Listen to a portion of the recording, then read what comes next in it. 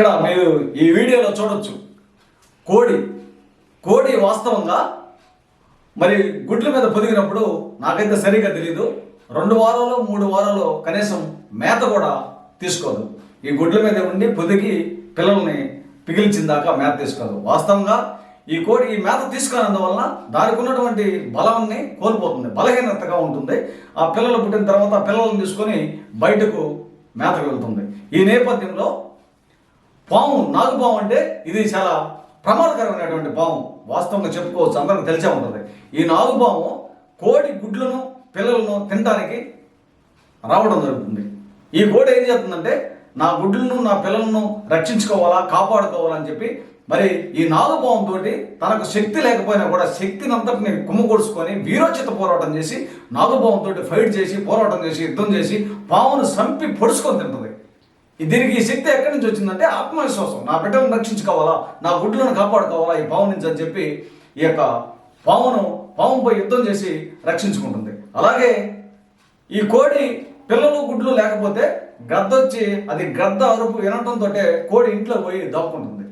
గద్ద మీద కోడి ఈ పిల్లలను రక్షించుకోవడానికి కాపాడుకోవడానికి గద్ద మీద కూడా తిరగబడి దీనికి ఉన్నటువంటి శక్తిని సంపాదించుకోవడం, కొంత శక్తిని ఒక్కసారిగా గద్దని పొడిసి పొడిసి పొడిసి తరిమి తన యొక్క పిల్లల జోలికి రానియకుండా పిల్లలను రక్షించుకొని కాపాడుకొని ఆ తర్వాత గద్దను తరిమి పొడుస్తుంది. కాబట్టి ఈ కోడికి ఉన్నటువంటి ధైర్యం, కోడికి ఉన్నటువంటి ఆత్మవిశ్వాసం, కోడి తన పిల్లల భవిష్యత్తు కోసం, తన పిల్లలను రక్షించుకోవడానికి, తన పిల్లలను కాపాడుకోవడానికి ఏ విధంగా ఈ పాముతోటి, గద్దతోటి, విషసర్పాలతోటి, క్రూర మృగాలతోటి, మరి ఇతర వస్తువులు ఏ జంతువు వచ్చినా జంతువులతో ఏ విధంగా పోరాడుతుందో మీరు ఈ వీడియోలో చూసుంటారు. ఇక్కడ ఏం జరిగిందంటే దీనిలో ఉన్నటువంటి ఆత్మవిశ్వాసం ఏంటంటే ఇక్కడ మన దేశంలోనే కాకుండా మన రాష్ట్రంలో కూడా ఇక్కడ ఉన్న రాష్ట్ర ప్రభుత్వాలు కానీ కేంద్ర ప్రభుత్వాలు కానీ అన్ని విధాలుగా అన్ని పార్టీలు కానీ మన మాల జాతికి వ్యతిరేకంగా వర్గీకరణ చేయాలా, ఈ మాలల నోరులను మూయించాలా, వీళ్ళు అంబేద్కర్ గారి వారసులు, వీరు నోరు లేస్తే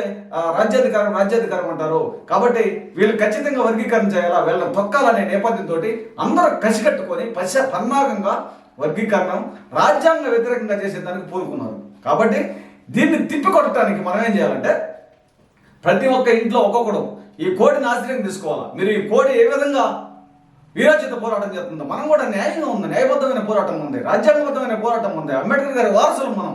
ఈ పోరాటంలో ప్రతి ఒక్కరు పాల్గొని ఈ కోడిని ఆశ్రయంగా తీసుకొని అందరూ పోరాటంలో పాల్గొని మన బిడ్డల భవిష్యత్తు, మన భావితరాల భవిష్యత్తు కోసం వీరోచితమైన పోరాటానికి ముందుకు రావాలని ఆంధ్రప్రదేశ్ రాష్ట్ర మాల మహానాడు తరపున తెలియజేస్తున్నాను.